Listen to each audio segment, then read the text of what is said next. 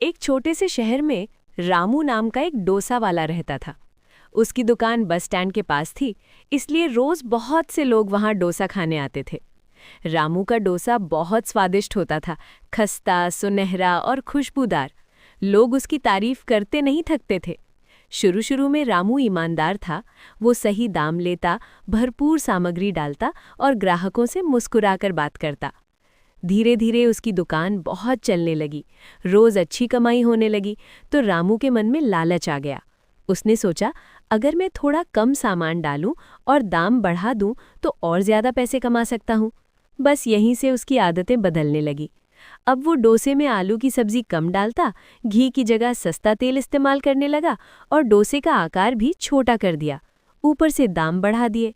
जो ग्राहक शिकायत करते, उनसे वो रूखे स्वर में बात करता। कुछ पुराने ग्राहक दुखी होकर दूसरी दुकानों पर जाने लगे, लेकिन बस स्टैंड पर भीड़ होने के कारण नए लोग फिर भी आ जाते थे। रामू को लगा कि उसका दांव सही चल रहा है। एक दिन शहर में एक बुजुर्ग साधु आए। उन्होंने रामू की दुकान पर डोसा मांगा। साधु ने एक कौर खाया और मुस्कुराकर बोले, बेटा, स्वाद तो अच्छा है, पर नीयत में खटास आ गई है। रामू को ये बात पसंद नहीं आई। उसने सोचा, ये साधु मुझे क्या सिखाएंगे, और बात को टाल दिया। कुछ दिनों बाद पास ही एक नया डोसा वाला मोहन अपनी दुकान लेकर आया।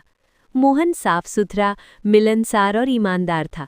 वो उचित दाम पर बड़ा और स्वादिष्ट डोसा देता।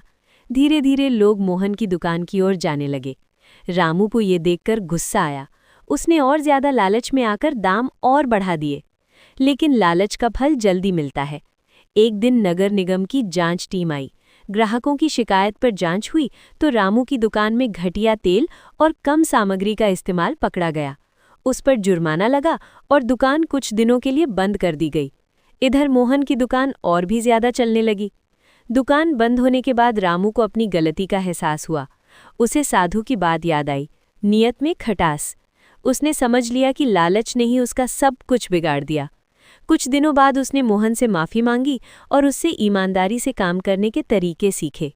जब रामू ने फिर से दुकान खोली तो इस बार वो पहले जैसा बन गया, सच्चा, विनम्र और ईमानदार। धीरे धीरे ग्राहक वापस आने लगे। रामू ने मन ही मन ठान लिया कि अब वो कभी लालच के रास्ते पर नहीं। वीडियो अच्छी लगी तो लाइक और सब्सक्राइब कर दो।